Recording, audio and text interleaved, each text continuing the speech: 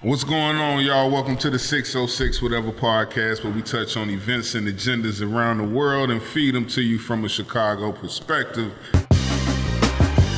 Man, tell them I'm unapologetically black, melanin heaven. So keep your 2 cents. We charging much more about the rain on them. I can't contain it anymore. Let's go.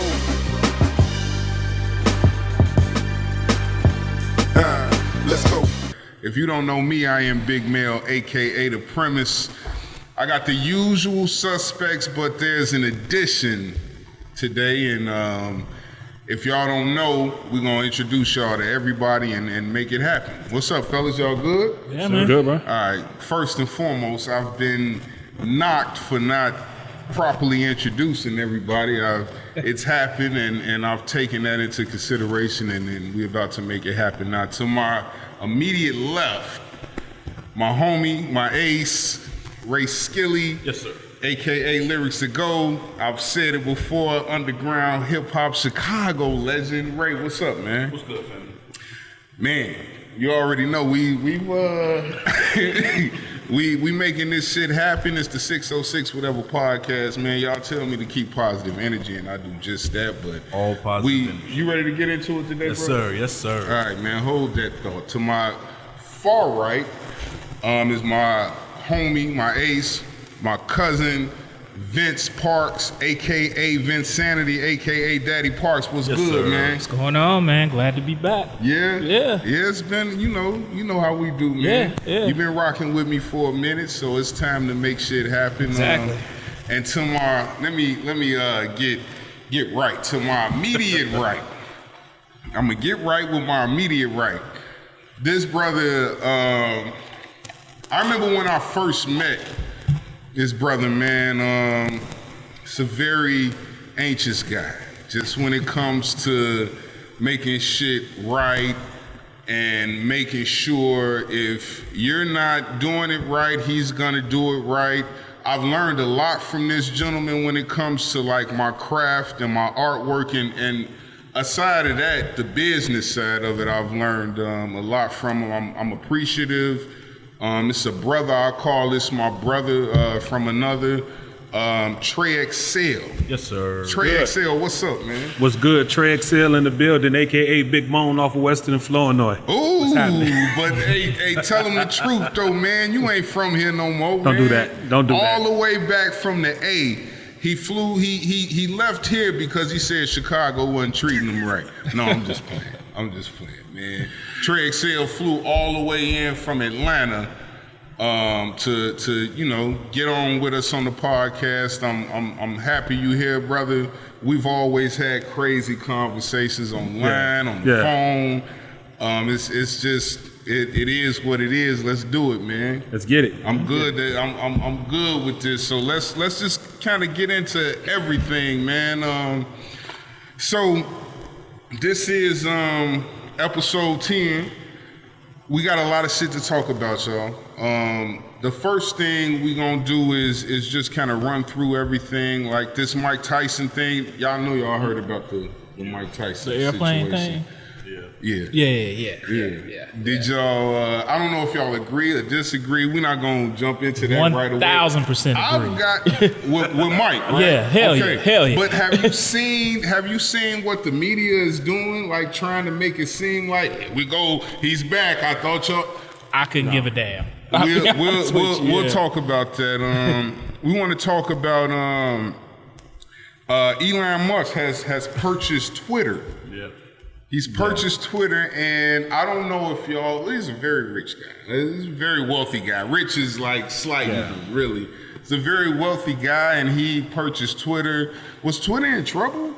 I think Twitter was, not in trouble. No, I don't think it was in trouble. I Yeah. think it was like a $44 billion $44 billion, purchase, yeah. I want to say. Yeah, so you got to look. If it's one of them things that was valued at 38, 39, what's an extra $6 billion? You know what I'm saying? Like I want it, and we're gonna get behind the reasoning why he said he wanted it, and That's the I tough feel like it's some racism involved in that too. But we'll speak on that. We want to get into the Megan Thee Stallion and Tory Lanez situation. We kind of like looked at the video where I think she had a testimonial, and this is the first time she spoke on it. And she was speaking with Gail, Oprah's roadie.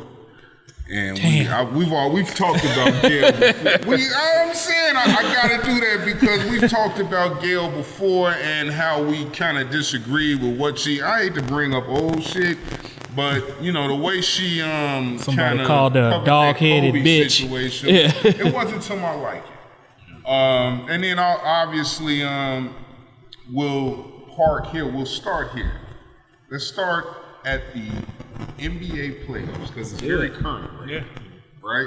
Our beloved Bulls have been. I don't know. Are you Atlanta? Don't do. Okay, so there I have to correct you. I'm that guy. I just want that's walking into Phillips Arena when I'm down there. Okay. And my red and black Bulls from head to toe. I seen some pictures of you in the arena. Yeah. With one of those hats on that was like half Bulls, half Atlanta. No, you did not see this. I didn't see this. You did not see this. All right. You did not see this. So what do y'all think? Let's just, obviously our beloved Bulls was out of there. I think it was a lack of experience. Let's start here though. Do we feel like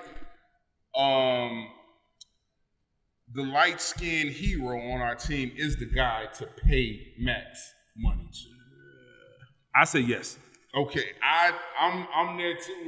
What are you skills? I already know you. I heard you just kind of growing. It's gonna pick up on the audio too. But what are you? So let's go down the line. Like, okay, so Trey, you feel like if you look at, I'm looking at it from a more practical way, and what I mean by that is, okay, so if you don't sign Zach to a max, who you gonna? What else you doing? Kobe White starting next year at the 2?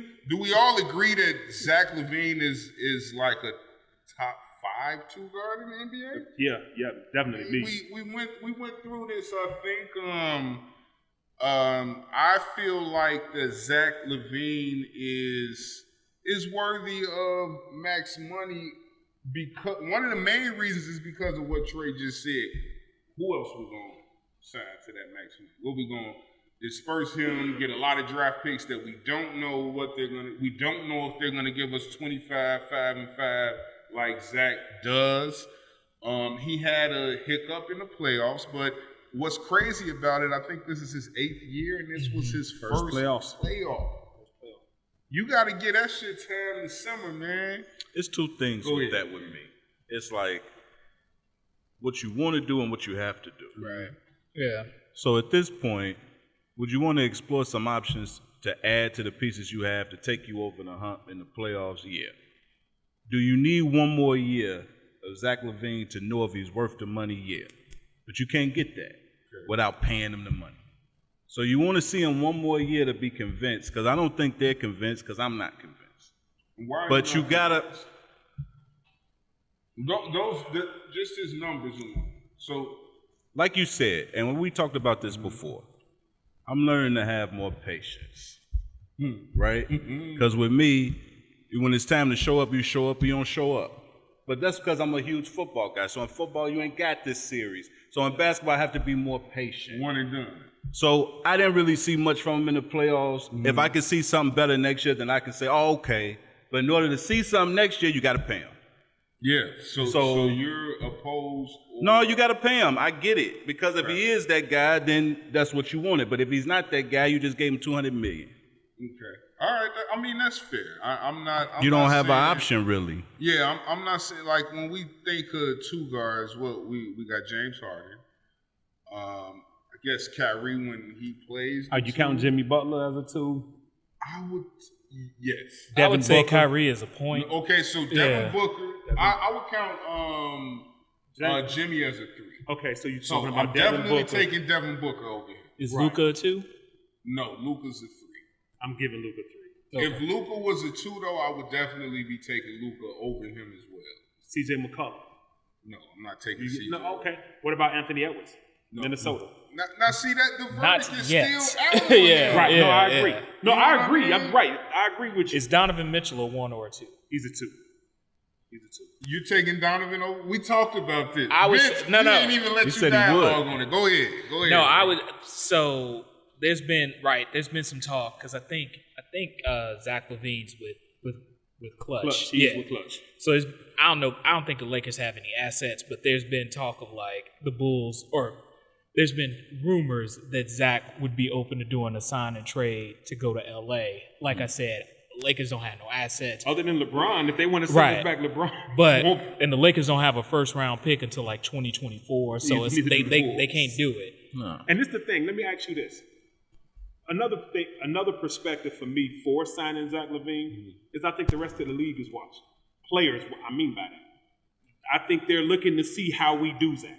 Because we've had this reputation for all of this time for not paying players, not doing players right. We got a different front office. But I will, and that's why I say, and I think they're watching this. But I bring up Donovan because I would say this: if you could swing it, I don't think the math will work. But if you could swing it and do a sign and trade with Utah, and you swap Zach LaVine for Donovan Mitchell, I'd do that. I'd do that today. Yeah. I almost feel like same shit, different toy. I'd do that today. I feel like that because with Donovan Mitchell, okay, so Donovan Mitchell has more playoff experience than Zach LaVine. He's at the crib watching just like I think. And I would say Utah, do you feel like Utah has a better team than the Bulls? I don't know if Utah's a weird, I would say they constructed weird, but like. You insert Donovan Mitchell into this, let's just say it's a head-up trade. Yeah. You insert Donovan Mitchell into what we did this year, right? And then take Zach and put him on Utah. Just get rid of it. You put Donovan Mitchell in against the Milwaukee Bucks. What happens then? Well, Giannis is the best basketball player in the world. I'm just asking. You could put damn near anybody up against that, and the result's gonna be the same. Like, who's gonna? I don't know if we bring Devin Booker over here, it may be a different story. You don't think so? Who's going to? Who's going to? We're talking about right now. Right now. My whole I know we're getting off, but like Giannis to me is quickly entering like what we saw with LeBron for over damn near a decade in the Eastern Conference, which is that one dude is better than everybody else, and that one dude is at least going to get you out of the Eastern Conference. Like whether it's Devin Booker, to your point, and you got me, whether it's Donovan Mitchell, whether it's Zach LaVine, who has an answer for Giannis Antetokounmpo? Nobody. Nobody has an answer for that. And so that's where I think we're running into, at least in the East, I think we're running into kind of a scenario where it's like everybody kind of playing for second because that dude, nobody has an answer for that dude. Which is why it's hard for me to. So with this being Zach's first playoff run, but I also I admit I'm also biased. I think I agree. I think the Bulls probably have to max out Zach LaVine. I just don't it's not my money, but I just don't like it because I just don't think it's going. I don't think it gets us closer to a championship. I guess that's the best way to put it. So what I would like is for other things to get addressed outside of Zach LaVine, right? Yeah. Zach LaVine, in my opinion, he'll get better in this playoff situation. This is his first. I don't think we take into account that this team was constructed basically this year. Vucevic is way more of an issue than Zach LaVine, in my opinion, because he likes to have his big ass on the perimeter all the time, and he can actually play with his back. Yeah, he just doesn't want to. He's actually good at that. Yeah. But 70% of the time, where do you see him at? Ready to pop and shoot when there's drive. We should be driving, penetrating, and kicking it out to our five, right? Because now, once there is a shot that's missed, whether it's mid-range, layup, or three-point shot, we miss out on opportunities of offensive rebounds, which the Bulls have suffered from this year. Sure. So that's an issue. Listen, your boy DeMar, I love DeMar. Be 33 by the time the season starts. One of my biggest issues with DeMar DeRozan was this. I've seen him. This has been his best regular season period. But one of the issues I had with DeMar DeRozan is that not just that, but you and Cal Lowry just couldn't do it. Now, we could put the blame on, just like you're doing with Giannis, we could put the blame on LeBron. Like, well, they had to go up with LeBron every season and blah, blah, blah. But they weren't the only. Yeah, but I get what you couldn't make it happen. Like, we didn't know where. I don't think as good as DeMar DeRozan was, and I talked to y'all about this last week, they need to have that same conversation that LeBron James and Dwayne Wade had when the Heat lost that first year to the Dallas Mavericks, right? LeBron and D. Wade went to the Caribbean and they talked, and D. Wade said, "This your squad."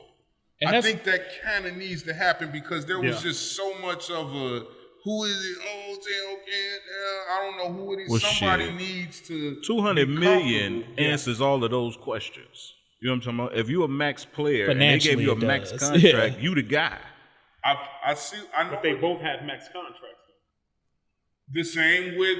But LeBron. they're saying LeBron, they all like LeBron. They've invested longer into this guy. They're saying this is going to be the guy that's going to be with us for a longer amount of time. We're going to invest this kind of money in this guy. DeMar ain't up to that yet, though. I think one of the things is, you know what I'm saying? The way the Bulls are constructing this team, I don't think they're trying. I think they're trying to build this team in the vein of the Detroit Pistons, Chauncey Billups, Rip Hamilton, Ben Wallace, Rasheed Wallace. I think they're trying to build it where maybe there's just not the one alpha dude that is the team. You got players that can beat you at any given night. And to me, this team looks more like that team, or what they're kind of trying to do or have done with Golden State and Phoenix.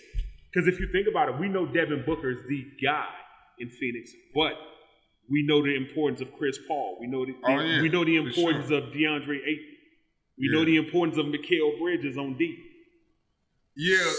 So I like, even with the Phoenix thing you just mentioned, they're balling, and there is now, if we're talking about current time, there's experience there. They went to the NBA Finals last year. I just think and the only reason why I'm bringing this up is because a lot of people are ready to exile Zach LaVine because his first year in the playoffs, he didn't produce like he should. And it's kind of taking the weight off of DeMar DeRozan and Vucevic, right? Because DeMar DeRozan had a terrible first game. Then he went for 44, I think, that second game. And then he put up 8 shots the very next game. Yeah. After talking that shit, like, I am not going to have another. But he didn't shoot 6 for 25. He hit the 25 shots. The first game, they all 3 of them shot terrible, right? So, I don't know, man. It's a good discussion to have, but I think it's the byproduct of the way the Bulls are built. Like, what now? You're talking to a person that literally watched every game, like every game. Yeah, and I will vouch for that. Like, you definitely did. So it was definitely like 2 different Bulls teams. You mentioned driving to the basket earlier. We didn't have that problem when Alonzo Ball was there and Caruso was there. Yeah, we was getting to the cup. The other thing that happened is, too, we was hitting the wide open threes at that point when they was driving. Once we lost that, it increasingly became more of a half-court game as the season went on. So we all know DeMar DeRozan. Points went down. We all know DeMar DeRozan is a mid-range dude. Mm-hmm. He's getting around the three-point line at the top of the key, and that's when he's setting up shot. Well, that's different when you got 6'11", with 7 foot Giannis Antetokounmpo, 7 foot Brook Lopez, and 6'10" Bobby Portis, who are also very good defenders. Just waiting on them at the free throw line. Yeah. Like, let them do all the dribbling at 3, get to the free throw line, they collapse on him, and now he got to kick the ball out to a wide open Javonte Green, or Derrick Jones Jr., or Pat Williams, who also lacks playoff experience. Oh man, obviously. See, that's the key though. That's the key. That to me, is the key. Future of your team. That is the key. If you're a Bulls fan, the future of your team. Agreed. Maybe Kawhi. They were calling him at first. But no, that's what I'm saying though. You need like, I hate to put pressure on him because he's only like 20 or 20. But he should have stayed in college then. Like I hate when people do that. But you need no. But you need him to take that next step. The problem with Patrick Williams, take that next step. Is Patrick Williams has the physique of like a LeBron James. He has the skill set of like a Kobe Bryant. He got the heart of Clifford the Big Red Dog. Hey. Like that's what he is nothing in him that says I can take you. Like it doesn't appear that way. That last game of the season, it was more so like that though his rookie year. Yeah, I mean, but the problem persisted this year. Except if you watch the last game of the year against Minnesota, when Zach didn't play, when DeMar didn't play, and they told him, "Look, it's your show." He dropped off 35 in the win. The last 2 playoff games, he dropped 20 a game. When they told him, like, bro, what are you doing? And it just scares me that you have to continuously do that. Stacey King all the time announces. Shout out to Stacey King. Stacey King, best announcer in the game. He about to be a Hall of Famer announcer, bro. Because he definitely ain't come close. But he always says he's a Ferrari. He just got to learn how to drive it. Oh, yo, that let me. Okay, so let me ask you this, bro. Does his announcing sometimes blow you? Because that's the one thing. Is like, bro, you talking like you was all world. You was on the court, dog. I mean, all world in college, and that's where it ended. If we allow Stephen A. Smith to say certain things, why not allow Stacey King to? I mean, it's just so. And I agree with everything you were saying, Mo, but the problem I had is because the Bulls got out of the gate so fast, we forgot about that chemistry factor. And they don't even know their identity all the way yet. And I think we have to give that an opportunity to grow and get to a certain point where, okay, this is the Bulls. Now, if after that, after we know who the Bulls really are, if they don't perform then, now it's time to start offload. Yeah. But let's I think we need to keep put it in perspective and allow them to gel a little bit. Yeah. At least give them a couple years. Unlike the Brooklyn Nets, who just got swept out there. What happened with that, man? What happened with Brooklyn? Hey, I remember we was on this podcast. Yeah. We talked. And I said, and I'm not going to do this too hard with you because I know you're a football guy, but you're relevant to sports, to the realm, because you're a knowledgeable individual. Don't try to throw him a football guy every time we prove you wrong with some basketball. The setup. You said, outside of the Bulls, because I think we were picking teams. Yeah. Well, I like the Knicks. And you was fucking with AD like crazy. Yeah. Chi-Town stand up. Yeah. From Chicago. Well, you can't stand up. Go ahead. You can't stand up. Try that. That was nice. That was a nice one. You said the Brooklyn Nets was your squad outside of the Bulls. I did. And this was with James Harden. Yeah. So I ain't gonna get at you too hard, but what happened? Well, they traded James Harden, who goddamn it turned to an old man, and in exchange they got a fucking mannequin. That's what they just did. They traded for a player who just sit perfectly fucking still and don't fucking hoop and don't do nothing. Just had back surgery though. Man, listen. You don't want to hear that? You traded a player who could have played for a player who didn't play at all. But James Harden wanted out. He did. And don't even matter about that. It don't even matter about that, Joe. I saw KD get locked up. That shit looked hilarious. I ain't never seen that shit before. I ain't never seen a man get his shit blocked in his face. That shit was weird. Yeah. I seen motherfucking Kyrie go crazy, and then I see Kyrie not shoot the ball at all. It was some weird shit. I feel like they didn't even want to play, bro. I feel like that whole situation, as far as what the Brooklyn Nets are, is a lot of that has to do with management, right? And I feel disagree. like this because I feel like this because you signed and brung in a guy in James Harden who showed you his hand. Previously with the Houston Rockets, he was literally not playing for them. Not playing because he didn't want to be there. Yeah. Now, you bring that guy to your franchise, 18 months later, he do the exact same shit to you. The exact same shit. So now you got to offload him and bring in you got to do this trade and all this stuff. He wanted out of there too. So my thing is, some of this shit has to do with, do you remember when Brett Brown was coaching for the Philadelphia 76ers? And Joel Embiid and Ben Simmons was there, right? I feel like Brett Brown didn't have any type of grasp or hold on what Joel Embiid wanted to do.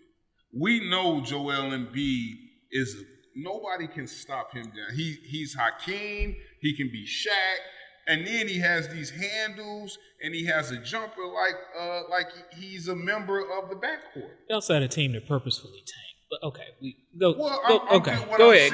I mean, yeah, I know. Yeah. If you don't have a hold on these players and the players are just doing, and I get what era this is. I get it. Like, yeah, LeBron has set the standard for, as opposed to you guys dictating what we're going to do, we're going to have a heavy hand in this shit. And I love that.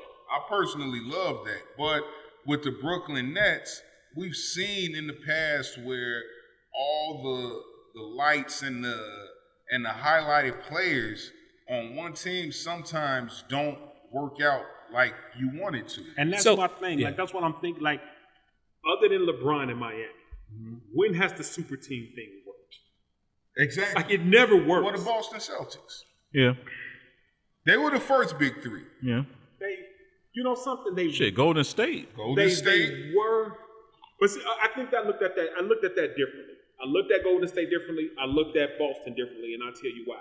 I think everybody within an organization has to be held accountable in terms of what their job is. I think when you do think what I think Miami did, what Brooklyn tried to do, what the Lakers now tried to do is circumvent the job of the GM to do it for them to what they think is going to work, and it don't. It's going back to the Gary Payton, Karl Malone, Kobe Bryant, Shaq team. That was terrible. That didn't work. It's just proven not really to work. When the one thing with the Boston team, you have to look. That team was facilitated through trades by the GM, right? Now, it wasn't the players saying, "Hey, let's get together and play together." That's not what that was. But Paul Pierce did have a heavy hand. I'm sure he had a hand in it, but it still took Danny Ainge to maneuver getting Kevin Garnett. For sure, but that's what every team knows. Yeah. No, I don't think the Lakers, that's what this was this year. I don't think with Brooklyn, this was Kevin Durant and Kyrie Irving saying, hey, we going to go to Brooklyn. And Kyrie Irving even said, we don't need a coach. Yeah, they got rid of the coach that was successful. Because he was Dinwiddie holding players accountable. And Karis LeVert. They got rid of him because they didn't like him, and they implemented a coach. Shout out to Steve Nash, but they implemented a coach that has absolutely no experience, and they put him in position. And I think no power. Yeah, I think no power. But that's my point.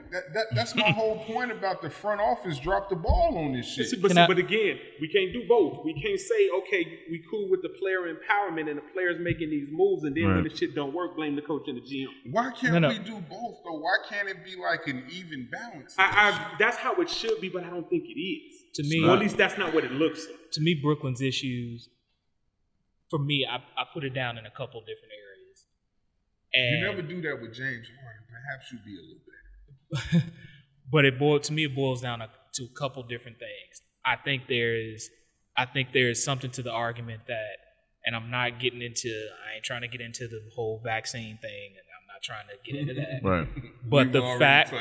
But the fact that for whatever reason, a lot of Kyrie wasn't available for many games this season. For them to just get into the 7th or 8th spot, I forgot whatever it was, 8th spot, right? If you look at Kevin Durant's usage, and Kevin Durant's like 32 years old. If you look at his usage, he was averaging over 40-something minutes a game. He was tired, man. In order to get them into that play-in game. By the time, and salute to Boston. I'm not taking nothing away from their defense. They did what they had to do. Mm-hmm. I think there's something.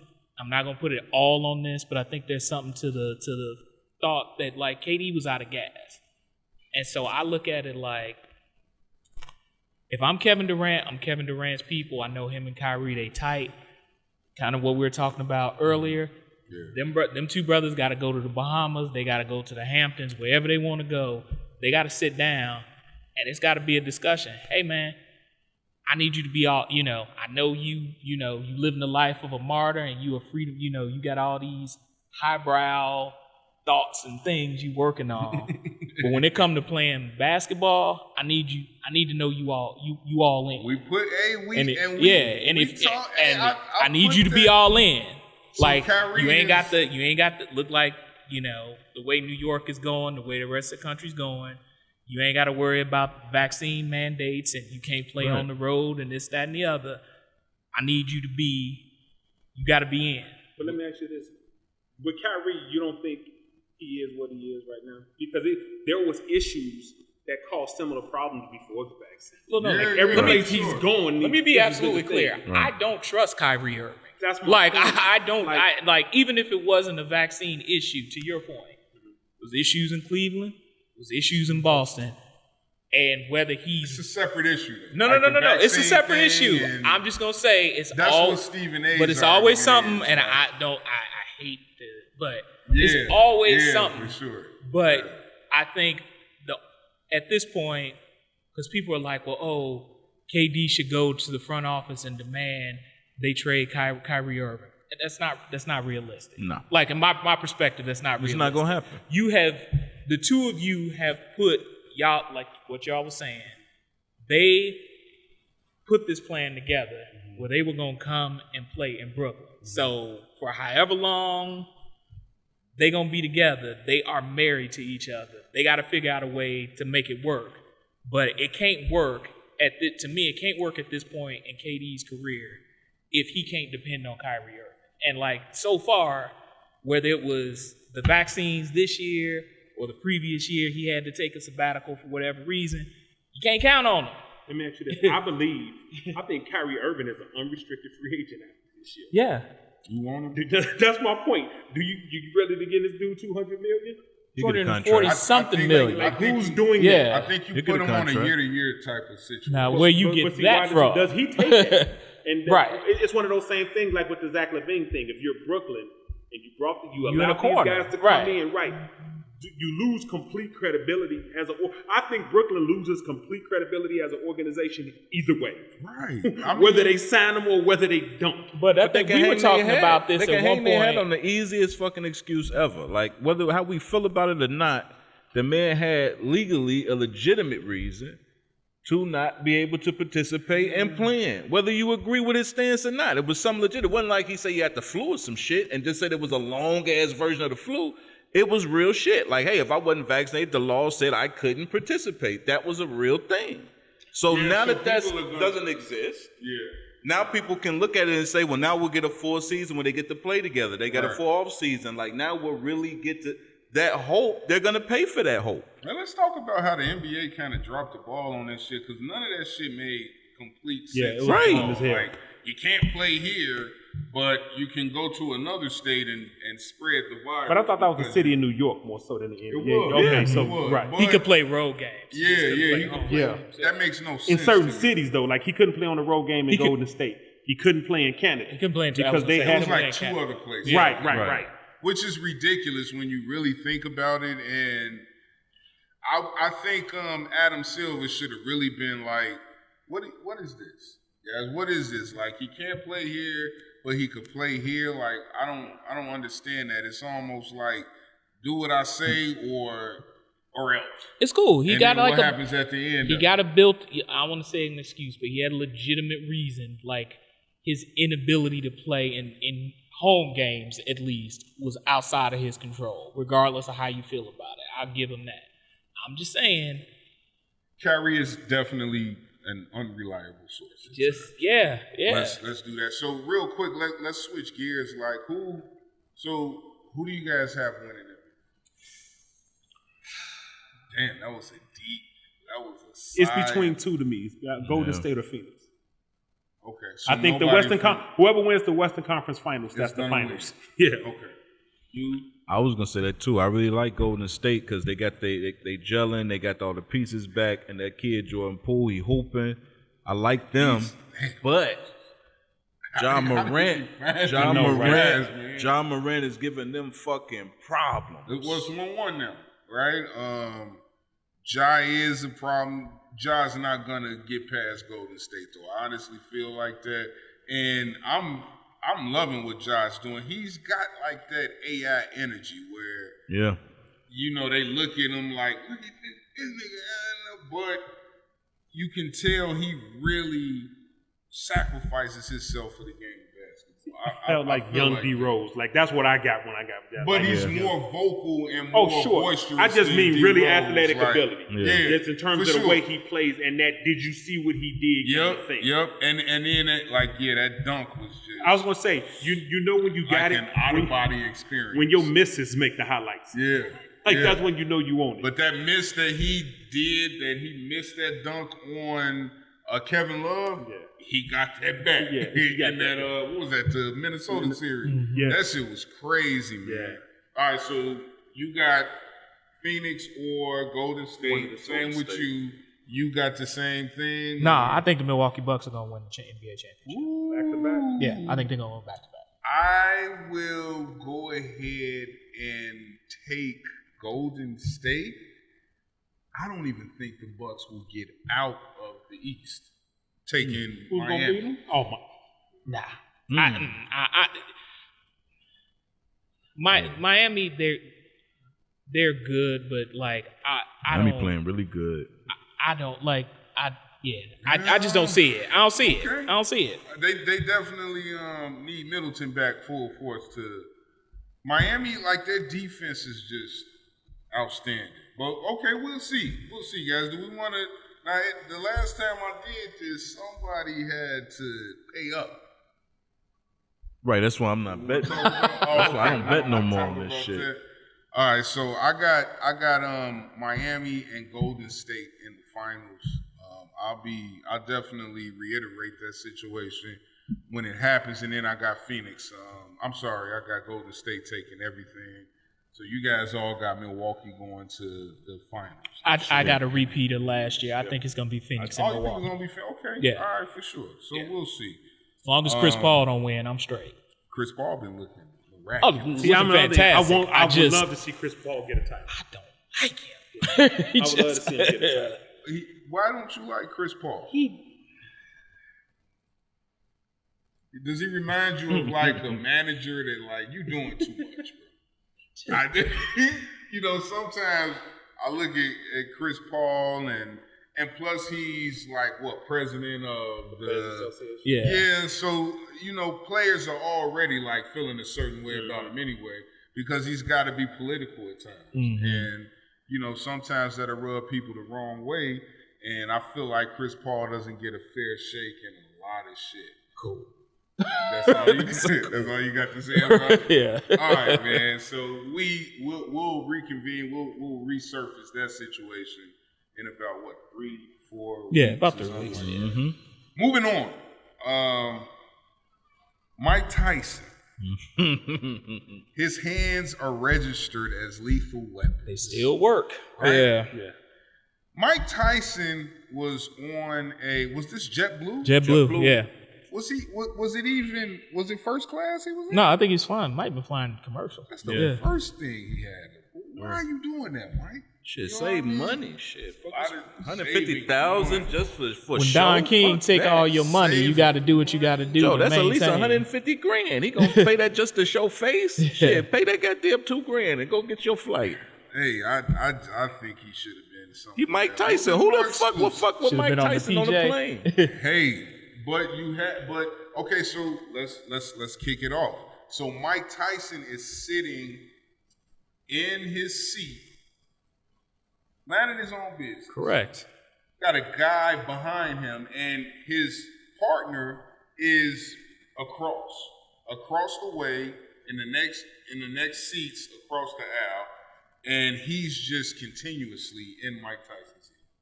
Mike Tyson is handling it pretty well. In his ear, just steady in his ear, constantly.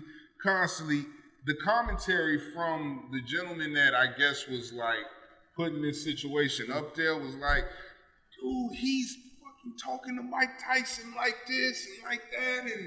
And eventually, Mike Tyson said, I had enough. Now, Smacked him around a little bit. with that being said, the CBS, I think it was like NBC and everything was, they showed this guy as a victim. He had scratches on his face. And I want to get y'all take on this, right? Because Mike Tyson was basically not the Mike that has, kind of changed and straightened his situation. That's why he didn't kill him. And he's more serene, He was the Mike Tyson that bit a nigga ear off. Right. According to like CBS and these other stations who he did it again. And then it was even, I seen a news report, and it was a Caucasian woman, giving the front dialogue, and then it was an African American male that kind of introduced the whole thing. And then at the end of it, she was like, we had another disgruntled passenger on the flight, but this time it's a superstar, but was Mike really the disgruntled passenger? Right. And then secondly, when they showed the clip, they didn't even show, they briefly showed what this guy was doing, but if you really look at the footage, you see like he was just at Mike, trying, almost like, I want Mike to just beat the shit out of me so I could go viral. Like, under that. Or so he could sue Mike. Try to get some money. That's really what it is. So when they stopped the clip, because all they showed was Mike like over top of the guy. Now the African American male basically said, it kind of looked like he got what he asked for.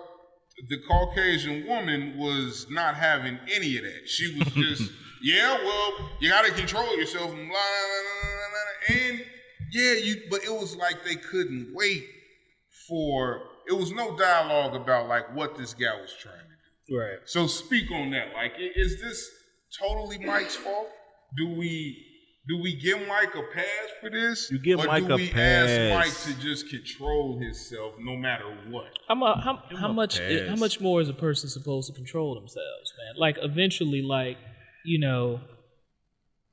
like of course your first instinct shouldn't be to, put hands on somebody, but I'm sure that wasn't his first instinct. And it wasn't, but I'm sure I'm guessing, but I'm sure at some point Mike was being gracious and was like, okay, cool. And then I'm sure at some point Mike was like, all right, I'm gonna need you to chill. And if you keep messing with somebody, like we all kind of came up and you keep messing with somebody and that person eventually whoop your ass, then you just got a well-whooped ass. And so I look at it like, to me, I'm 100. Patent that for you, like well-whooped. Yeah, ass. I'm 100%. Like I'm well-whooped. When it was announced, I was 100%. Damn it. I was 100% with Mike. I'm 100% with him now. Like, leave people the fuck alone. Like, if they ain't bothering nobody, leave them alone. He just smacked him around. I'm a staunch advocate of having to whoop somebody's ass sometimes. Sometimes it's just necessary. Yeah. Whether they touch you or not. Now, the point you were making in regards to the mainstream media, I think it's an opportunity. See, this is right off the heels of Will Smith losing his cool, smacking the shit out of Chris Rock. Yeah. So now, Mike Tyson done lost his temper too, and now he done come up here. So it's a way to spin it because, again, really, the way they do it is the details as to why that's just minutia at that point, right? Mm-hmm. But Will Smith lost his temper and smacked somebody. Mike Tyson lost his temper and smacked somebody. And Mike's was probably a little bit, the whites love Chris Rock, but Mike did this to a non-black person. Yeah. So they showing the black. You should have seen. I don't know if y'all seen the footage, but he's got scratches and marks on his face. But that's why I'm saying, like, clearly Mike took it easy on this dude because, like, your hands are registered weapon. Like, if Mike wanted to really, like, really inflict some pain on this dude. Like, Skills. yeah. Joe, this is the softest, Joe. Skills. We living in the Joe. We in the softest generation ever, in the softest world ever, bro. Like, this is the cool shit to do. Like, let's get this on camera. I'm finna fuck with this person that can kill me with his bare hands for the people to enjoy. What the brother did to Mike a couple weeks earlier in the comedy club. Like, people Mike do Tyson this did right. you see that one? I seen that. Yeah, like, yeah, you wanna keep I up did with see Mike. that. Mike I Tyson forgot just sitting about there watching that the shit. comedy show, and what the dude say? I'm trying to upgrade my status. I just need you. Trying to fight Mike Tyson. It's insane. Like, Mike Tyson is, can we actually call him the victim in some of this Bro, shit? he is the victim. He's minding his fucking business. He's minding his business. He's doing his shrooms and smoking his weed and chilling the fuck out, man. At the minimum, Like, he's a let's let him target chill because out. people gon' like even that the comedy place, but the story you was just telling. Like, I'm sure it's a lot of people out. Well, I shouldn't say, but I'm sure it's people out here that look at Mike Tyson and they looking at him as a way to come up. And it's like, oh, if I can antagonize, like, Mike got, back in the day, Mike had anger issues and all this shit they tried to say about That him. shit's being allowed. And so they're like, oh, if I can get Mike to all of that put his shit's hands being on allowed. me. It's It's like a easy- it's a viral moment. It's a viral That's the moment, world we yeah. live in, though. Like, I is, like to bro. come up a certain way. Being on video and is. having Mike Tyson beat my My ass is not. I don't want. Right. I don't want nobody to That's see what I that. wanna Yeah. No, but not just that, right? This is my thing with this shit. That's And crazy. Every other situation, security responds immediately. You understand me? If that's George Clooney on the fucking stage, you don't go anywhere near that without somebody taking your head off. If you're doing a comedy show, you go nowhere near that without somebody ripping your arm off. If you're on a plane, the air marshal come up to you, tap you on your motherfucking shoulder. Hey man, you bothering that man. Don't nobody come interrupt when they fuck with Mike Tyson. They let him do that to us. So you're saying that if we don't bring our own security and if we use You don't have a their choice security, now. They're not so gonna move immediately Yeah. to help us. Like, you see the stall when it come to us, you see that'd be just that fraction of a second where they got to think about it before they come to our rescue. That's actually a pretty good perspective. You can't. They know who Mike Tyson. Everybody knows who Mike Tyson is. The man sitting on a plane. They know who he is. Nobody came over there. Mike. Now look, I watched the video. He dealt with it longer than I could. Yep. I'm just keeping it 1,000, bro. The Yep. man was real calm for a long fucking time. Nobody came and said shit. Nobody walked over there, interrupted, to move that man out that seat. Nothing. Man, They that's waited so for him right. to respond, and then all of a sudden the air marshals are on the plane. Well, you know what that's like? That's like the situation that happened in Minnesota a couple weeks ago with the two teenage kids. Where you had like the 13-year-old black kid and a 16-year-old white kid. Oh, And yeah. the 16-year-old white kid is bullying the black kid. They get into a fight in the mall. The police come. Yeah, I saw that. They got the black kid hemmed Hemmed up up. on the ground. Oh yeah. You know, and while they're just got the white dude sitting there. Like, it's still that mentality of, well, we had to do something. And then, or if we respond, it's like, well, why did you have to respond then? Like, it's like So we're trapped. our is responses basically are what you're always saying. supposed to be either inactivity. So we're always- trapped. yeah. There's no solution to this as long as they perceive us as animalistic, so to Yeah, speak. well, that's how they get out of the bullshit. When they was pouring milkshakes on people's heads at counters and shit, and they was telling them, don't lose your cool. Like, they still got that mentality where we can do what we want to you, but don't get outside your body. That's not real no more, man. Yeah. That's not real, but it costs us now. So although you get your ass kicked, it costs you now because they love to sue. So what you gonna do? Now, they ain't said nothing about them suing Mike Tyson yet, but I'm waiting on it. Oh, you know it's coming. Hey, We waiting on it. if they, I mean, listen, if the gentleman that killed Trayvon Martin can attempt to sue Trayvon Martin's parents for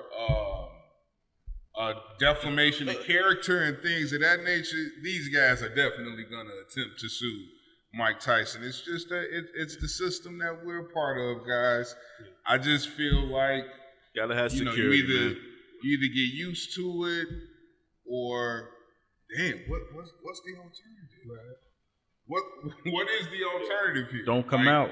But if you gotta don't come get out. used to it, what's the alternative? Get security, man. Let somebody hire somebody to Fight, kick somebody ass, and, man. And you know they've basically killed every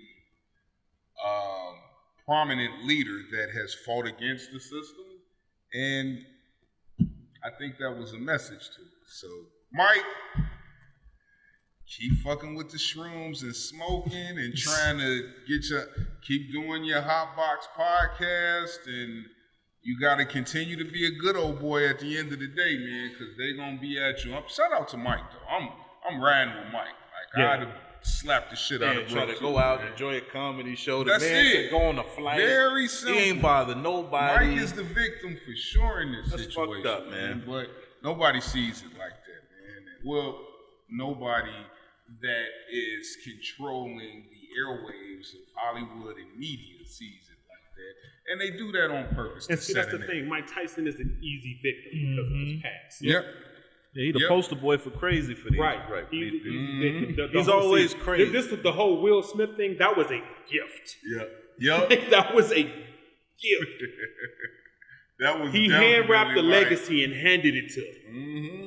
At the moment of, and y'all talked about this on the last podcast too. When So you many when you black use the moments that went on. comparative about being in a corporate situation, Yep. the VP coming in, that man worked his entire life to get to that moment, and now that Even moment is boycotted forever that situation. tainted. Is Did everything Yeah. right to Yeah. like highlight and put a light on it.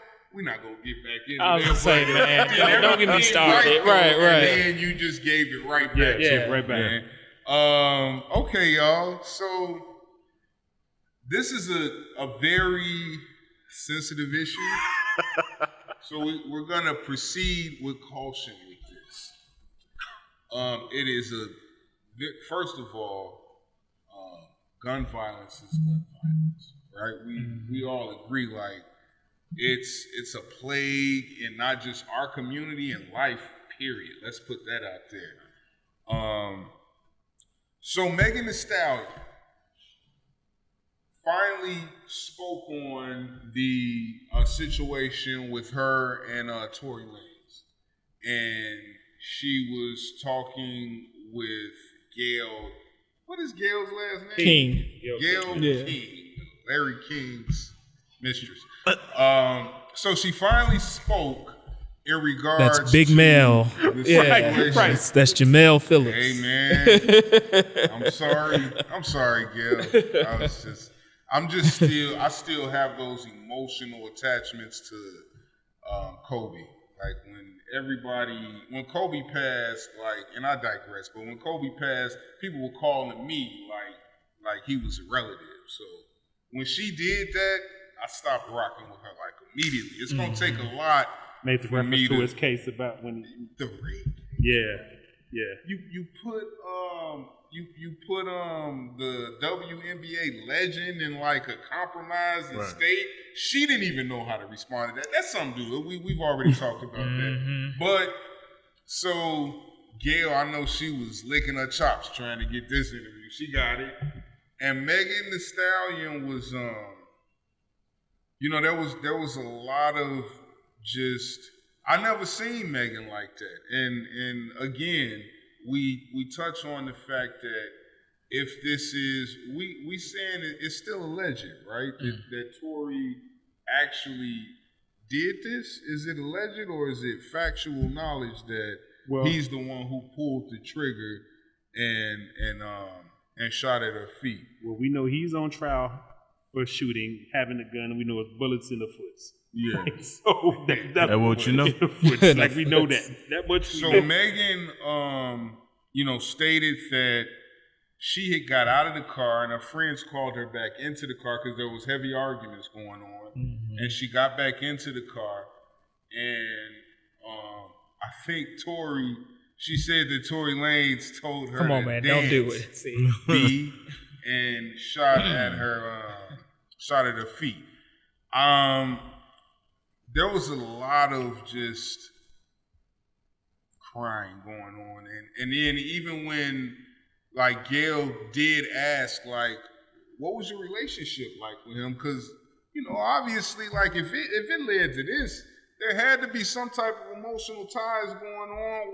What happened? Like, just a regular argument led to him shooting at your feet? So she kind of stumbled over, like, was your relationship sexual? Huh? No, it wasn't. And it didn't No, look, after she said, she said, you mean did I have sex with him? yes. like I'm sorry. like that wasn't evident from what she asked the first time. Yeah, like, so I'm not gonna lie. Let me put this out here, because I don't want to make it seem as if that Tory Lanez had a reason to do what he did, if in fact that's how it went down. Mm-hmm. I don't care what Megan Thee Stallion did to you. If she muffed you, if she was just saying, we all know women can, men too, but as a man, I'm sure we've all been there where a woman could just push certain buttons that make you feel like, damn, you know what I mean? Like, why are you going this far into it? There's no excuse for what Tory Lanez did. I feel like the whole situation looked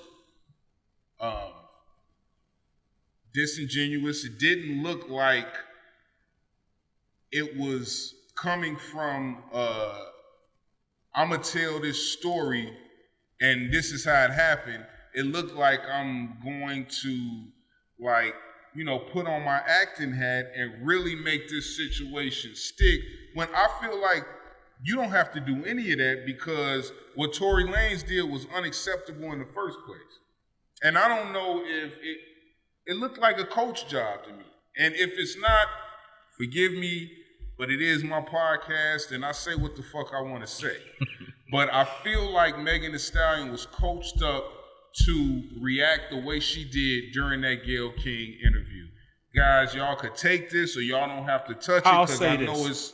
I'll just say this. I think the biggest problem is the timing of the interview was unfortunate. When you say the timing... The timing, like talking about it now, in the midst of the trial. She either should have spoke about it initially when it first happened, or waited till after the trial had concluded. That's another thing. Like, this happened, what, like over a year ago? Yeah, well over a year. 2020, yeah. 2020.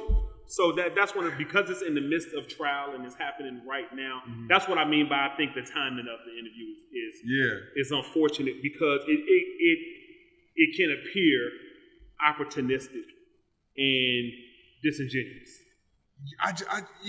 That and oh man, it's a heavy load to unpack. The game, man. It's the whole game of the legal system. I just don't see it's the game, man. I didn't. Now, don't get me wrong. Like, somebody that's not accustomed to, situations like that. Don't get me wrong. Like you said, if she would have been interviewed like right after that and had that reaction, then that would have been one thing and I'd have took it. But over a year later, and here's the part that is a very touchy subject, and you don't know if you want to like continue to dive into it, because a gunshot is a gunshot at the end of the day. You don't know, like, the minute you talk about it again, it can, regenerate some things in you that will make you like, but it's Gayle, man. I don't trust. That was my next question. My whole thing, if somebody else was interviewing her, I don't trust. It maybe, but I don't trust Gayle. My whole thing is, like, I'm a bit conflicted. I shout out to you, Oprah, though. I rock with you. Like, I'm a bit conflicted because if the medical reports are to be believed, somebody shot her in the foot. Right. Somebody shot her in the foot. So there's still, Tory Lanez is denying this. He's denying it. That he didn't shoot? Right. He pleaded not guilty. Somebody, I don't know who, I wasn't there. Somebody shot in the foot if the medical report is to be believed. The thing that, like, clean this up for me. No. The thing that, like, gives me a lot of unpopular stuff. No. The thing that, like, watching that interview, the thing that, like, gave me pause. Fuck it, I'm gonna just say it. The thing that she lied about, they was fucking. Like, they was fucking. Like, but like. But why was she lying about it? And that's the thing. Like, I don't know. And that's my only I question. feel like that leads me to believe I do not doubt that Tory Lanez shot her foot.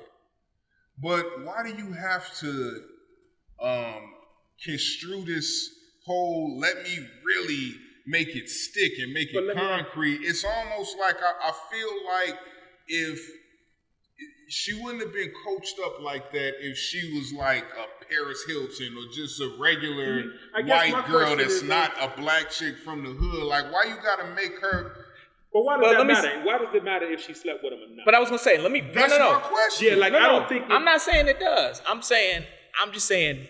I'm using it in the context of the interview. Whatever their relationship was or wasn't, is not a reason for her to get shot in the foot.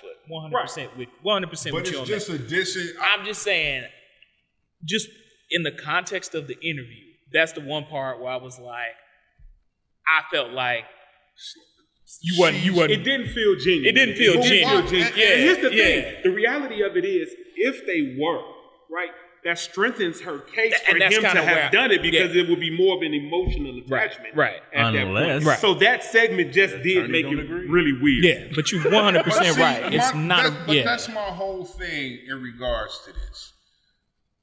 Why do you?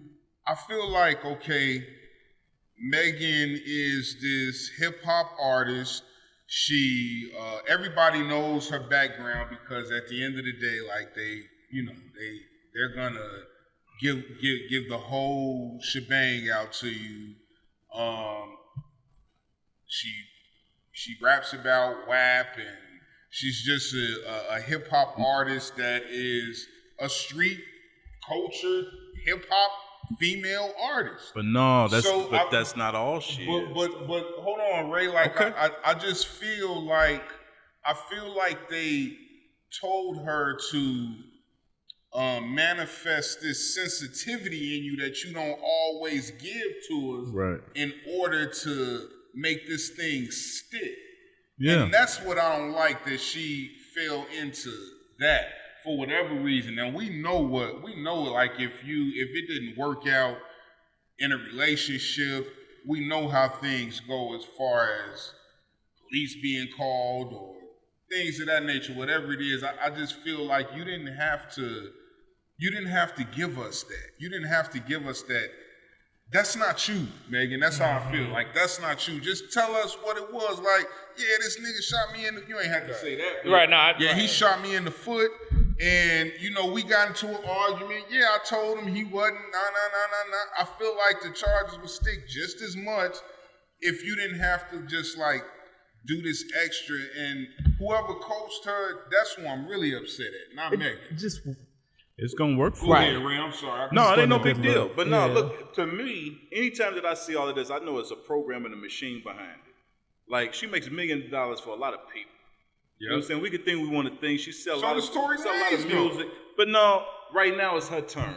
Everybody get their turn. Right now it's her turn. She in everything. She was on the fucking cover of Sports Illustrated swimsuit it did. That's the first thing they ever had a rapper. She's a very attractive woman. Bro, she has a lot of endorsements, a lot of shit. She makes a lot of money for a lot of people, and they need to protect that bag. She got the right people behind her that's painting the right narrative for public opinion, because they know in this day and age, nobody in the jury is oblivious to what the fuck is going on in the world. Correct. So let me sell this narrative to you that she's the victim. They're going to buy into it, and it's going to help her. But she is the victim without any of that. But that's the problem. This is the problem for me. And when I look at the industry, I always look at this. And immediately when you're involved in something crazy, anybody who want to make money got to distance themselves from it. When R. Kelly started fucking around, Jid cut the whole shit off. In the middle of the tour, he cut the whole shit off with R. Kelly. A bad fucking example. But listen to what I'm saying in general. This ain't that. A motherfucker shot a woman in the foot versus, I'm just saying. It's still a really fucked up thing to do. But people are not distancing themselves from this guy. Drake ain't afraid to be seen with him. People bringing the man on stage with him. He got canceled for maybe a month or two, because they took all his people songs won't allow off all the streaming sites. Not anymore. They put them right back on though, not 2 anymore. or 3 months later. Yeah, so that's my thing. When people start surrounding themselves with that's why I'm interested to see how it play out in court. Because apparently it's a lot of other people that are confident that he will not be charged. If Tory Lanez did that shit, I really feel like that's some sucker shit he did. If he did it, is some if he sucker did shit. that, No doubt. I don't want my statements to be misconstrued as me. You know, it is what it is, but I really just don't like the way that I felt Megan Thee Stallion had to make herself look like this vulnerable. She's a hip hop artist, a sexy hip hop artist, bigger than Tory Lanez. Physically, I'm talking about. She's a big woman, and I feel like they had to coach her up to be this vulnerable individual, just so things will ride in your favor, and the certain culture outside of ours could rock with you and really understand and sympathize with you, instead of just being you and saying, I got shot in the foot. I got shot in the foot. Just like, AI, we talking about practice. Practice? I got shot in the foot. That's what this is about. Yeah, I got she didn't shot hire them in kind the of foot, lawyers. man. So the lawyers she And they handled it this shit this way. And I That's think how she her lawyer tried, said and it's like, I think she tried She to had do Gail that, in the but building. yeah, but like, hell is something else, man. and don't get me wrong, like we all know, like interviews like this, you got PR people, you got Yeah, crisis for man, sure. like all the whole gamut of people that's behind the scenes trying to make this happen. And I think like listening to her words, she was trying to put out the message of like, yeah, I got shot in the foot. But the thing is that the words get overpowered by the visual.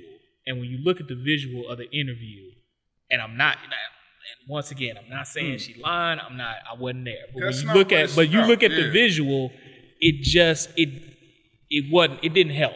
I just put it that way. It didn't help. But it was supposed to. But it was supposed to, right? Maybe it did. Yeah. Maybe who they wanted it to affect, it will affect those specific people. It just didn't affect us. Like there is a white woman in Nebraska That's crying that her eyes out. never heard of any of Megan's music, don't know who she is.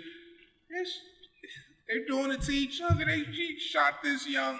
So it is a certain audience that I feel like she's trying to reach in Probably. regards to Yeah. this. But man, if that's the case, then that's how fucked up our justice system is. Yeah.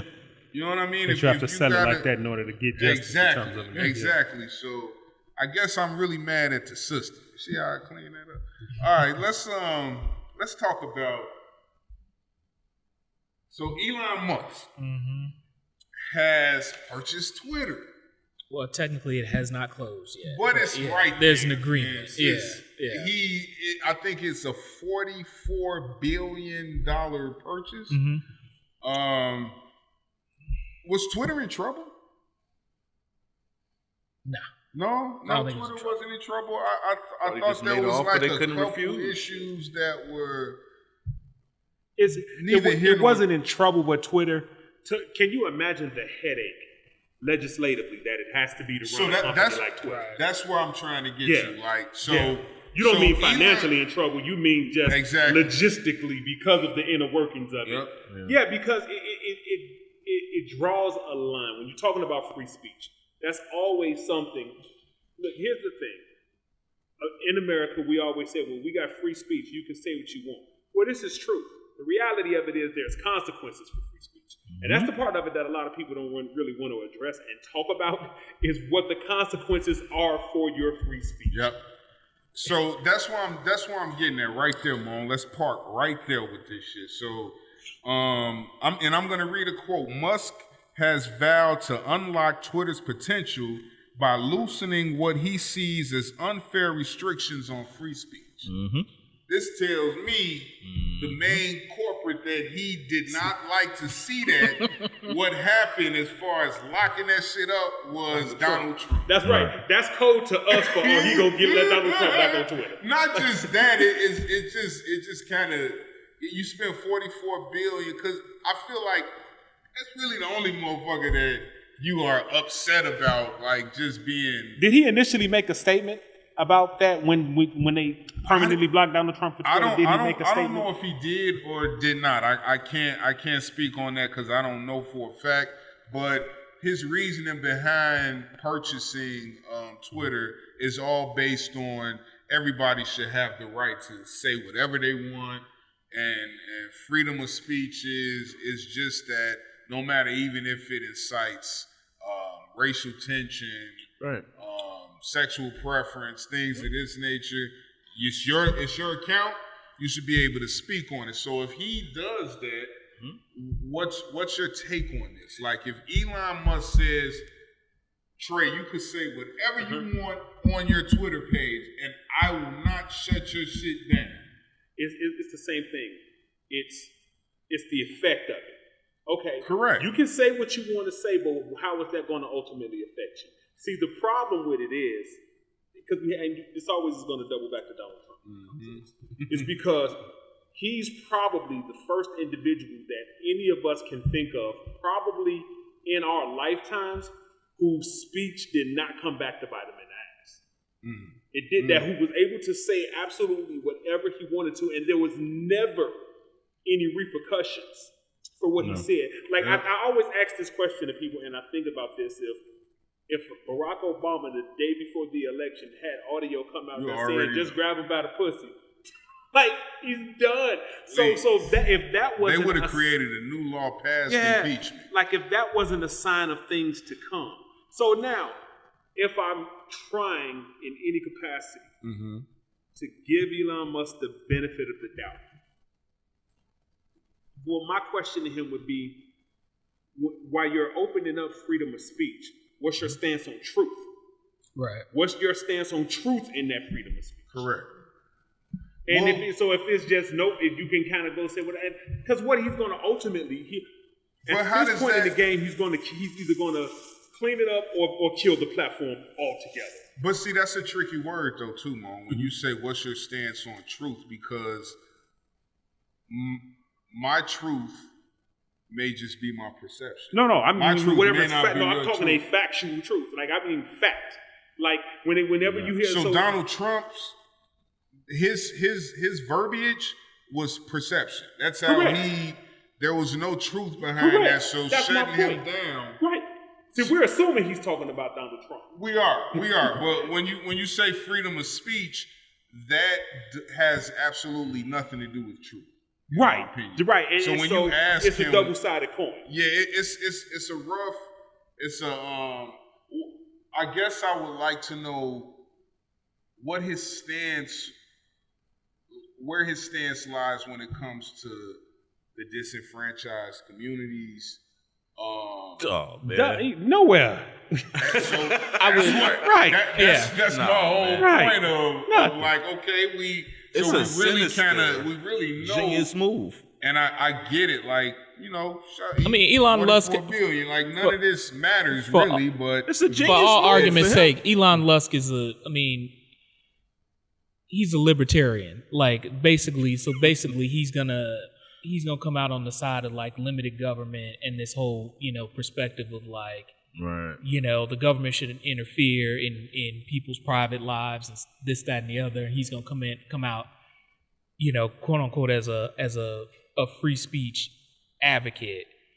The problem I have with it is like if he's acquiring Twitter, which he's it's in his rights to do.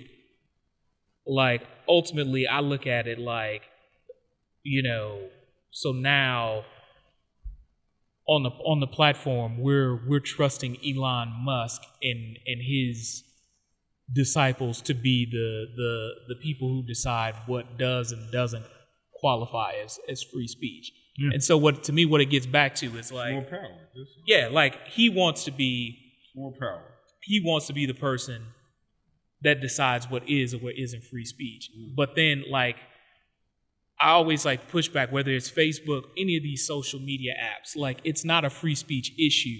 When you sign up for the app, you are agreeing to adhere to the rules and regulations of that application. So there's not like this whole idea of like fairness and free speech and all this stuff. In theory, whoever owns it is the person who decides what you can or can't say. If Elon Musk wakes up one day and is like, you know what, I don't like Barack Obama and I don't want him on my app. Actually, Elon Musk, in his authority, can kick Barack Obama off of Twitter. So like this whole thing of like, well, he's gonna usher in, free speech and all this stuff. No, he's just going to be the one who decides what you can or can't say. So it's like a vanity thing for him. Well, he wants to be the one to decide who can say what on Twitter. Yeah, I go back to the Dave Chappelle great quote. He say what they say. I'm getting drugged on Twitter. Remember when he said, you know something? But I don't give a fuck because Twitter's not a real place. Right. And that's kind of how I look at it. It's like, but that's how logical people look at it. That's how logical, but but not overall. Overall, that's where everybody go to. You got a generation that's underneath us that's coming up that this shit is everything to them. Yeah, like they don't acceptance, any and everything in regards to social interaction is based on social media. How many likes do I have? What did they say about me? If I get into some shit in school, when we got into shit in school, we were dreading like, damn, I gotta come back and deal with it. That shit will follow them to the crib because they stay online on it. Yeah. So remind them every year. That's the big. This is social media is the Bible for, unfortunately, the youth coming up. Elon Musk, to me, he knows that too. He knows all of that. He's a financial. This is what Elon Musk is, in my opinion, and I give you my take on this. He's that mad scientist that stands over shit and creates different ways to maximize even what he thought he could do. When you own Twitter and you put out that disclaimer that now is free speech, now you can speak as you want. There was a lot of people who left Twitter because they felt some kind of way about Trump being put out of Twitter. There's a lot of people who left Twitter because there was other groups that they wanted to agree with shit that they weren't able to agree with. It was so restricted that was limited in terms of other people looked at Twitter. Not anymore, because now he's lifted that ban. So how many more people are going to come to Twitter now? How much more crazy shit? And we all know the crazy shit brings the most attention. So the most outrageous, crazy shit get the most likes and the most comments. That's how the world works. I push back. He's gonna maximize this shit and make a shitload of money off of it. So you don't think Twitter is gonna start the next the race war? No. What I was gonna say is like, there were some people who probably left Twitter when Trump got kicked off. But to me, like, I liken that to like the same people who said, I'm gonna stop watching football because Colin Kaepernick was taking a knee. You fucking lying. Like all them Republicans and all them conservatives that were like, oh, we're going to Parler or we're going to Trump's the social app that Trump founded. All them motherfuckers still on Twitter. They all still tweeting. They didn't go anywhere. So like when people not that it was not that, let me be clear on this. Yeah. Not that it was so many people who literally, that's not what I'm saying. Everything that we've seen in the world shows that majority of people react to trendy things. Him making this announcement is a trendy thing. Everybody knows that he owns it now. It's gonna give a different presence to the investment that he put in there. Mm-hmm. More people are gonna come. More people are gonna test it. Well, okay, you say it's free speech. Well, now let me see if you really mean it. More people are gonna do shit just to flirt with the idea of what it is. When you do that, you know already I'm gonna make a shitload of money off of it. Now, when he makes his money off of it, if he decides at that point, hey, I'm gonna sell it to somebody else and let them regulate this shit and do what they do with it, he can if he wants to. Everybody wants to be able to say the craziest shit without being interrupted. Okay. There's a whole demographic of people who just really feel like I should be able to do and say whatever I want because I'm an American. They'll push the limits just to see. Does this kind of fall into the scenario where white people feel like, well, why can't I say that? They feel like they can. Why can't I say or do whatever I want to say and do? If I want to go in there and just have a discussion about why white people can't say nigga, they feel like they have a right to have that form and discussion. And let me tell you this: if they go on Twitter today and it's okay for them to have that conversation, it's going to be millions of goddamn comments in that conversation. There's going to be millions of people who's going to want to put their opinion in on that conversation just to be a part of it. There's going to be millions of black people going to want to get in on it. I want to be able to say it The without conversation consequences. is gonna go crazy. What are the consequences? They want to be able to say it without consequences. Yeah, like the But what you gonna do? I'm Yeah. gonna threaten you on Twitter. What the fuck you gonna do? Yeah, What we gonna do? I'm gonna meet you outside because I ain't like what you said. You gonna talk the toughest shit on Twitter. Oh man, if you don't know me, I'll eat you. Nigga, So what are you gonna do on Twitter? That leads to frustration, right? And frustration leads to this segue. We got to take care of our sponsors. Strange Fruit Premium Cannabis. Are you feeling a certain way because you're on Twitter and maybe you're being socially bullied on Twitter? Maybe things aren't going your way. Maybe society isn't treating you how you're supposed to, or maybe there's just a level of frustration you need to swallow or let explode instead of implode, or just deal with it differently. Strange Fruit Premium Cannabis has the specific, detailed remedy for you. There are a few supplements, right? There's flour. We have flour. There is infused oils. There's coconut oil. There is olive oil. There's butter, all infused. Strains straight from California. There are edibles, extremely edibles. We're also opening up, we have butter cookies now. Butter cookies that are infused that not only help just the everyday struggles of life, but it's been scientifically proven to help people that have, mental illnesses as well. Strange Fruit Premium Cannabis also delivers to your front door. If there's any type of situation that you have that you need a release from, Strange Fruit Premium Cannabis is the answer. www.strangefruitpremium.com. If you need to directly contact a representative of it, you can go to Big Mail, aka The Premise, my fan page. You can go to 606 Whateva Podcast on IG to reach me. We'll bring it to your doorstep. We'll make sure that life is treating you specifically correct once we infuse ourselves into a Strange Fruit Premium Cannabis. Bam. All right. So, guys, today is, I know we've had some good dialogue right now. Yeah. We've had great dialogue. I'm thirsty. Y'all thirsty? Sure. Today is Cinco de Mayo, by the way. Did y'all know that? Does everybody know what Cinco de Mayo is? Because I know a lot of people feel like it's like Mexican independence. It's the 5th of May. Yeah. What is it? I think it was them conquering the French, like the second. Sounds about right. Vince, I'm gonna just go. I don't. I'm gonna just. It sound right. I'm gonna just go with Mexican brothers and sisters. Yeah. I just know. Maybe should have looked that up. Right. Well, I know it's not. I know it's not Mexican Independence Day. That is September 14th, I believe. Yeah. So you're actually correct. It is. Wait. Yeah. It's a yearly celebration. With me now, man.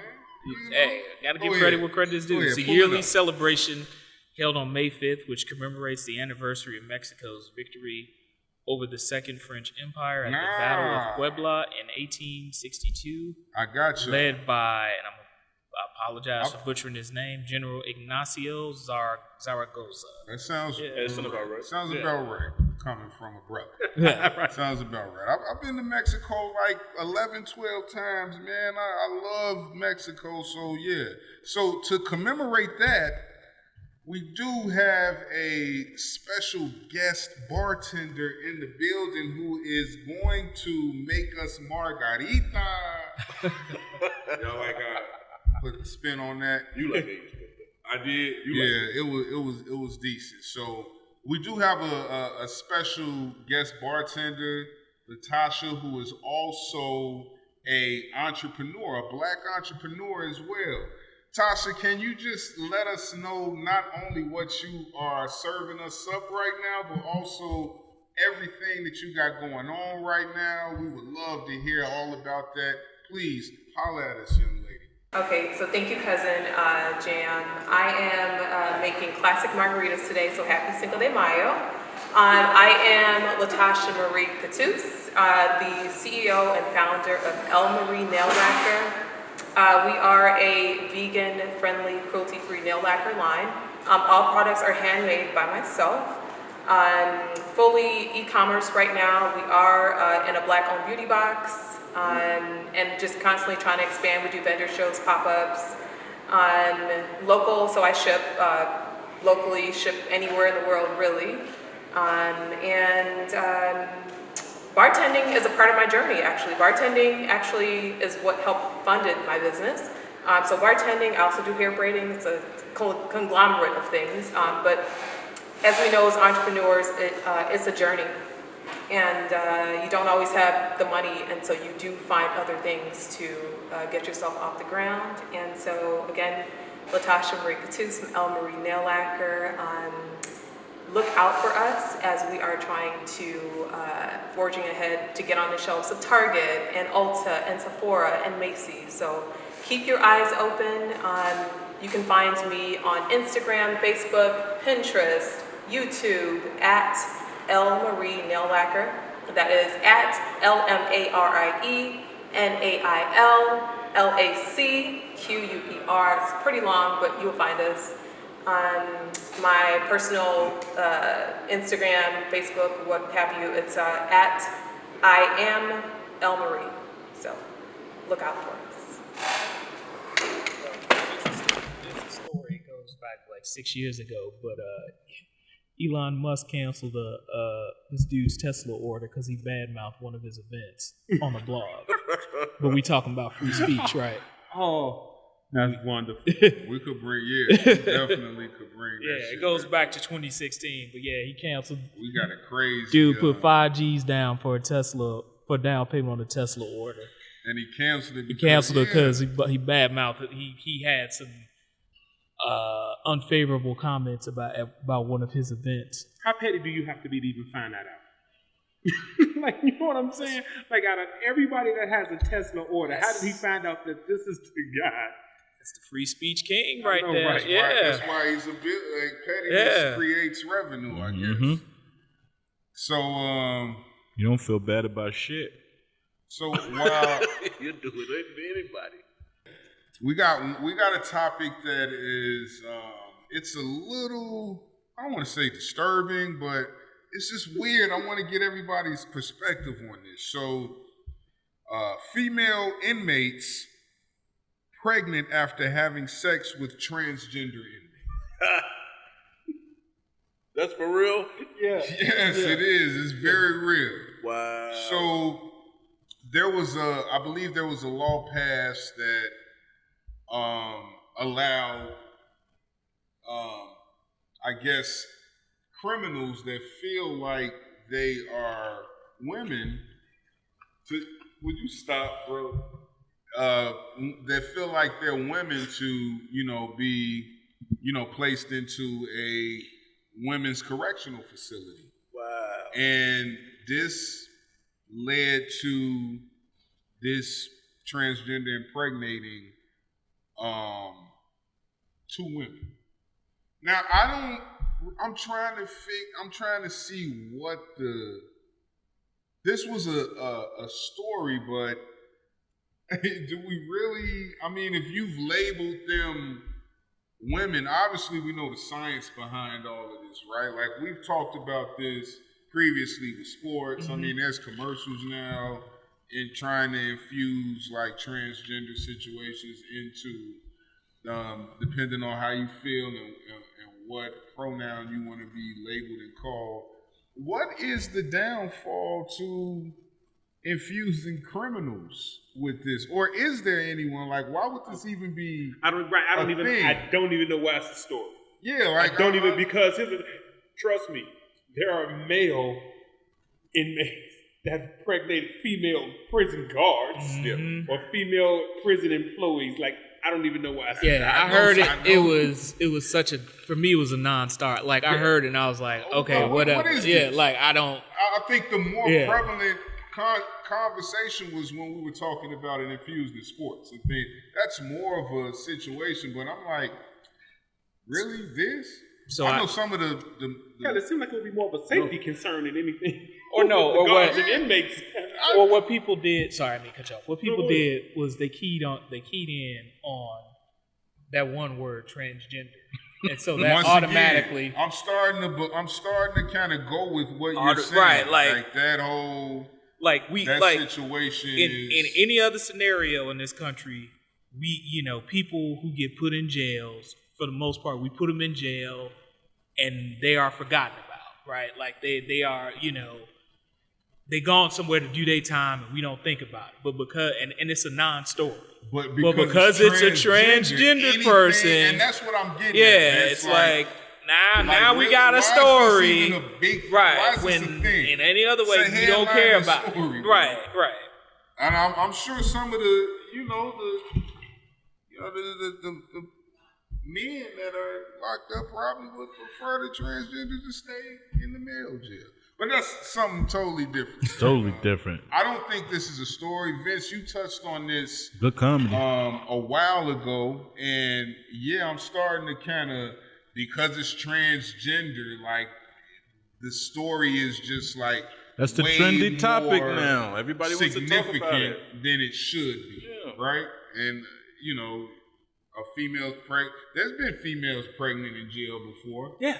But, because of this, I don't think it's an issue. I feel like, it is something that I had opposed you when you were talking about it as far as the sports thing, because I know it's like so many things that are far and beyond, like even like apples and oranges. You know what I mean? Yeah. But this in particular is shouldn't even be. Why they ain't making a story about the prison guard that broke dude out of jail? Exactly. They both on the run. We seen that. Right. Like, did you see that? Yeah. That's crazy. No, they actually said on that. The funny shit about that, now that you mentioned it, the report that I read was saying, and she's probably fearing for her life. So they're still saying, like, she was kind of coerced into doing it. Like, they're not saying, like, they was in cahoots together. Here we go again. I was just hearing about that today. They were saying, like, she's probably in fear of her life. But I'm like, that's it's just because they don't know yet. Right. Like, they don't quite know yet. They may think she involved, but they ain't 100% sure. Okay. So they're trying to keep that glimmer of hope to protect their credibility if it turns out wrong. Yeah. Until they know for sure. I think they got them in Vegas. That's what I think. Let's just, so we all agree that was just that's, come on, man. Like, no, that'd have been a good comedy though. I watched that shit. Yes. That'd be a great comedy, Joe. Seth Rogen, throw his ass up in there. Maybe that's why they put it out there. So it become like a Adam Sandler joint. I watched that. Adam Sandler. I watched that shit. Adam Sandler would kill. He would kill that whole shit. Storyline for sure. He would. Are we really? And I just switched gears quick. Are we really like okay with T.I. attempting stand-up comedy? No, look, I'm not. Okay, hold on. I know we got a lot of time. Did anybody see like the routine, or y'all seen the end of it? I have. You seen the whole stand-up? I've seen a couple of his routines. Okay. I just heard the review. I only saw the end of it. Yeah. I didn't see not like just that Brooklyn one where they booed him. Okay. Like, I've seen a couple of them. No, I haven't. Look, I don't want to see T.I. tell jokes. No more than I want to see Rick Ross in the yodeling contest, bro. Like, I don't want. Here's the thing. Okay. The thing of it is, look, I'm a visual person. This is what happened. Me up. The greatest Ross yodeling, or right? No, what I'm saying is, the greatest asset for T.I. as an MC is kind of the arrogance and the confidence, right? And that's arrogant comedians don't work. Like, name me a comedian that big based off being arrogant. The only one I can think of close to being successful. Cat Williams. No.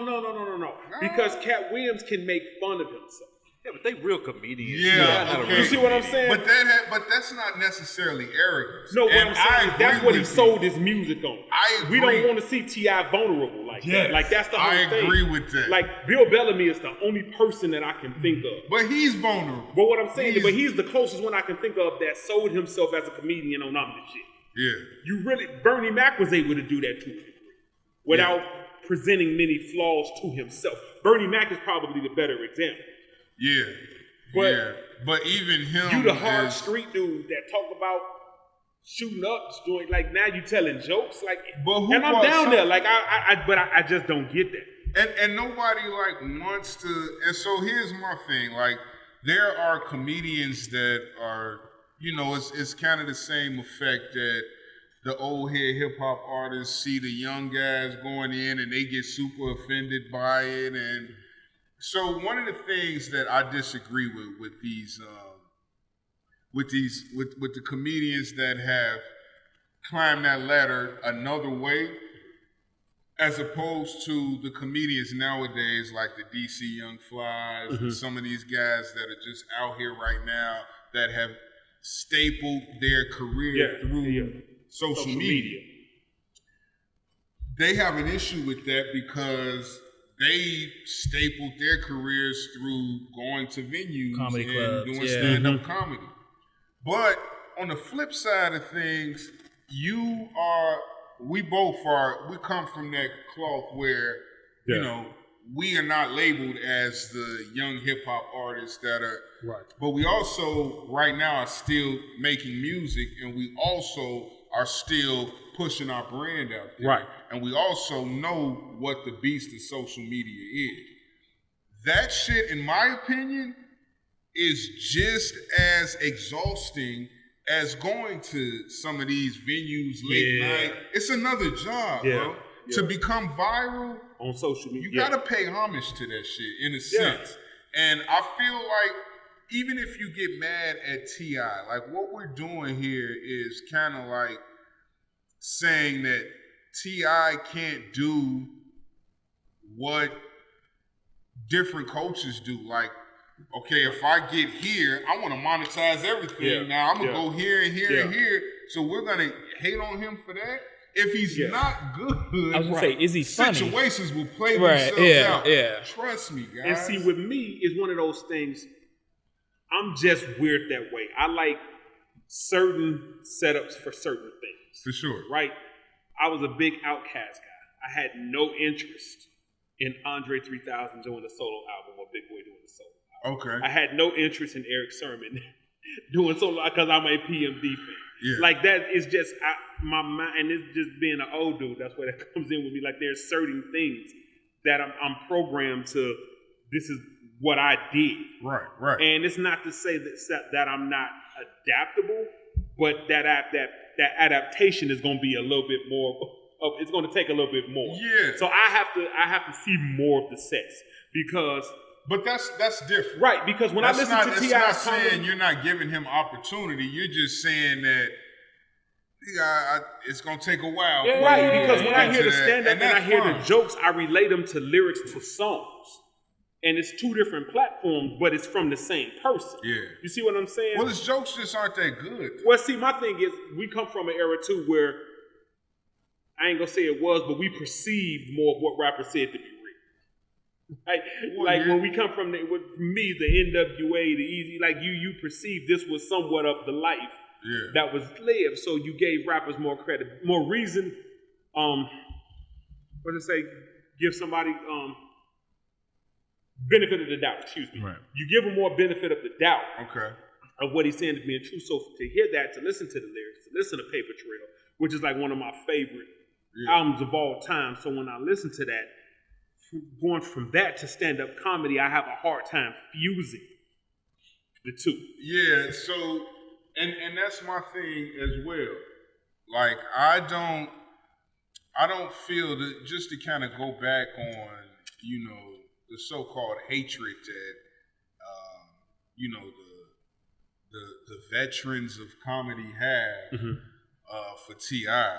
I feel like he'll shoot himself in the foot if he's not good. Right, guys. yeah, Like, exactly. It is what it is, And I get like, okay, he's getting venues that you haven't gotten. There was one thing that T.I. said that was very relevant. It wasn't funny, but it was accurate. It was kind of funny because he said something in one of his stand-ups like, so let me get this straight.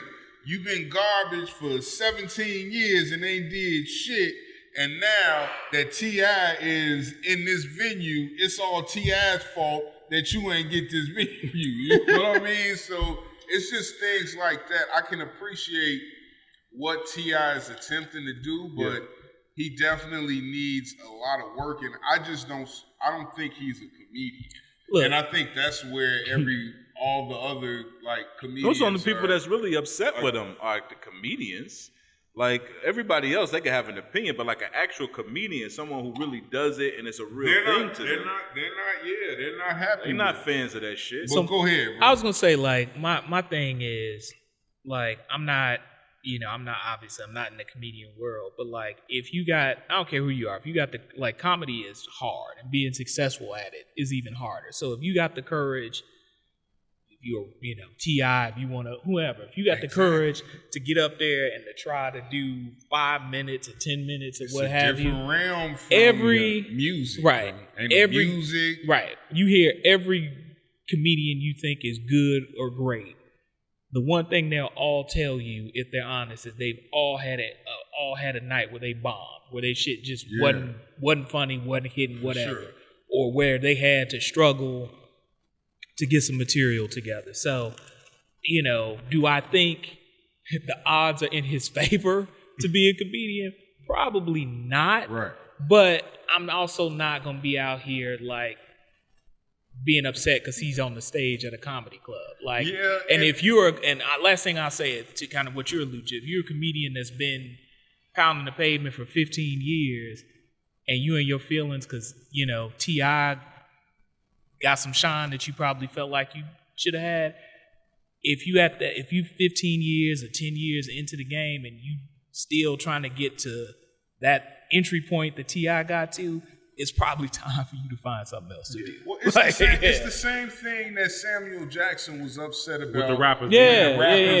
Like going, and how many rappers stick when it comes to exactly. They're gonna the face is gonna show eventually. Yeah. So you do this, even though my grind wasn't that, my grind was something else. And it was a hectic grind. So now that I'm here, my goal is to monetize more things because I know this lane will put me in a box and my success financially will dwindle if I don't monetize more things. So I don't see the argument. What's jealousy? I think the biggest jealousy I see with it, obviously with comedians talking, this is our craft, we take it serious. Sure. But outside of that, I'm not a comedian, so I'm not not going to take that lightly when they say that because I get it. But the overall jealousy of it is somebody who's willing to take a chance and do something that they think they'll be good at. And overall, that's the problem a lot of people have. They talk themselves out of the shit.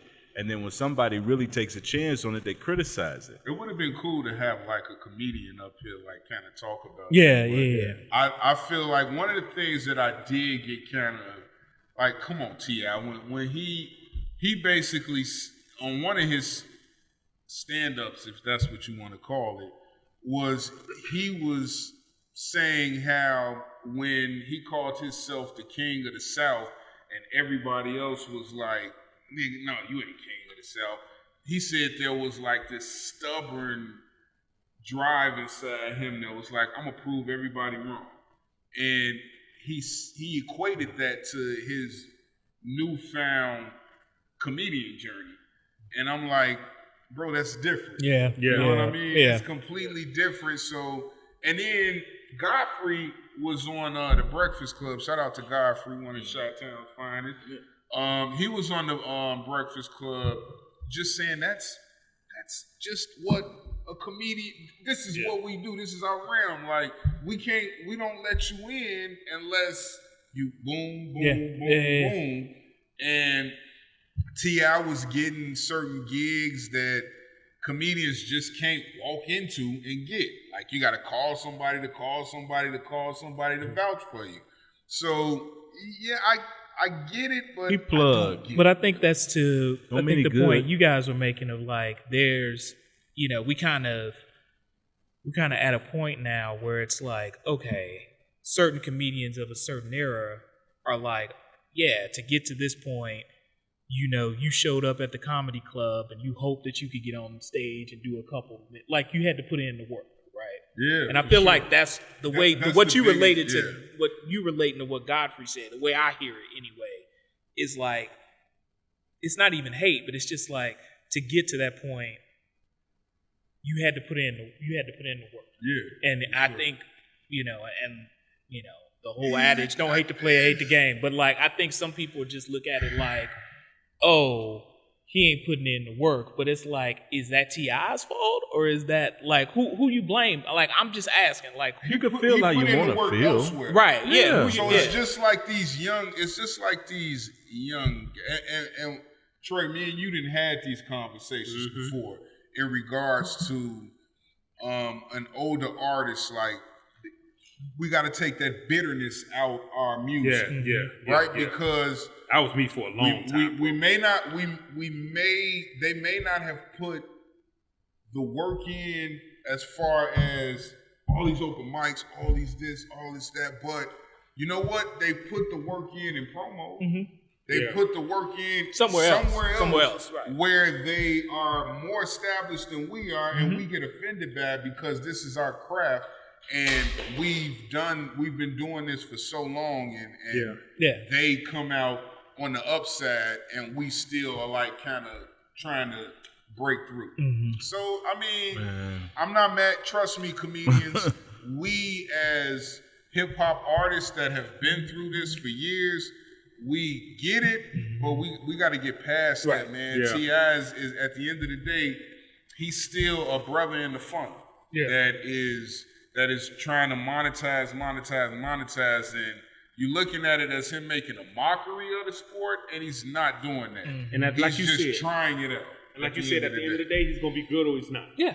It reminds me of the Let it play out. my man from 42, the Jackie Robinson story. Yes. It's like, Speak look, on let that. Robinson play. Yeah. He either gonna hold his own or he not. Period. It'll all work itself out. Period. Yeah. It'll all work itself out. So that's how I feel in regards to that. But just to kind of switch gears, did Will Smith calls Dave Chappelle to get tackled on stage recently, man? Was that Will Smith's fault? I don't Because that's know. what certain people are saying. That's crazy. Like it's ass open people. season for Only a because comedian I to say get no. their ass. Yeah, I say Yeah. no because it was Dave Chappelle. Because Dave we Chappelle already know does- he's got a whole lane of folks that's ready to line up at him. And this is So- before Will Smith. Like Will Smith did this at the Academy Awards. Let's keep Yeah. it real. It's been people like really on that shit with comedians like these past couple years. Like there are cases that you could pull up and see this shit. Yeah. Nobody has ever done that shit prior to it.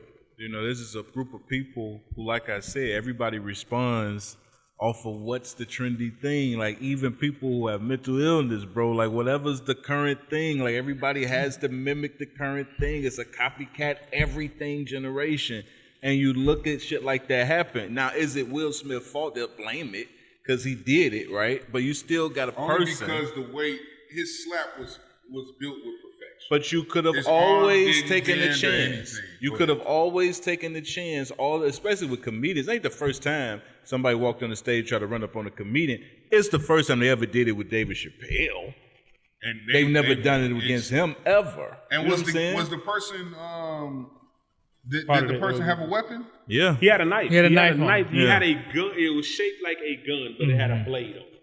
So it was a knife that looked like a gun with a blade at the barrel. the first thing, this is how comedians just stay in mode. Because Dave was shook. I seen it. Yeah. And then when he got up, when the guy ran backstage, he act like he tried to run back there, but he was shook.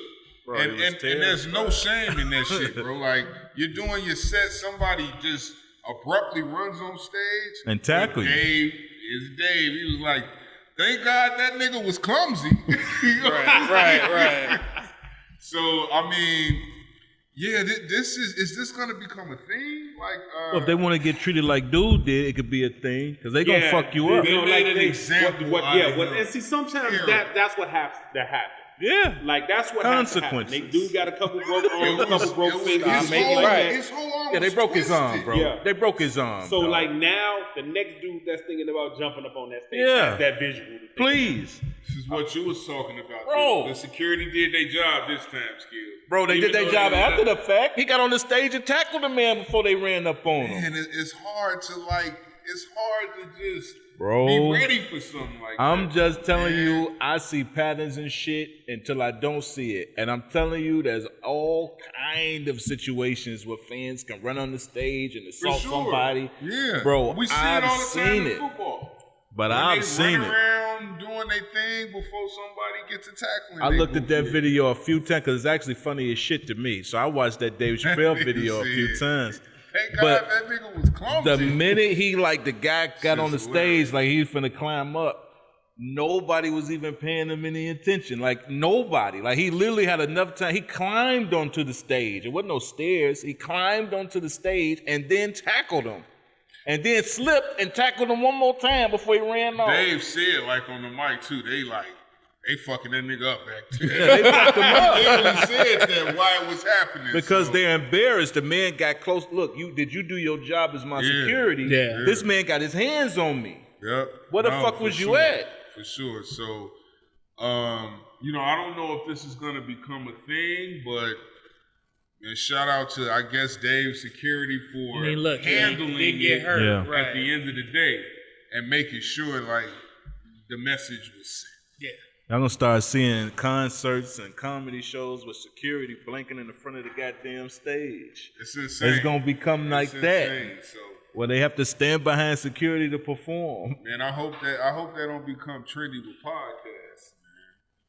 Y'all ready? If something like that. Man, everybody if running somebody up. try to do That's that, what we talking about. Yeah. Okay. Yeah. Man, Right. stop it, man. Good. So Like, you let yourself out if long enough in. if we ready, let's say we ready. Before we get out of here though, y'all, again it is Cinco de Mayo. We want to shout out to these beautiful margaritas that was made. Shout out to El Marie, my cousin Tasha. Dave, what up, bro? What up? We got the owner of the Grand Gallery in the building. How you feeling, my dude? Peace. I be promoting your shit, bro. Trust me. We in the building doing our thing. Yes, sir. Appreciate you, man. Let's Appreciate put our glasses up, bro, to Cinco de Mayo. We also gonna toast to Yeah. Dave in the Grand Gallery, bro. Yes, sir. With that being said, this is the 606 Whateva Podcast. 2 of them, y'all. Yeah. Out.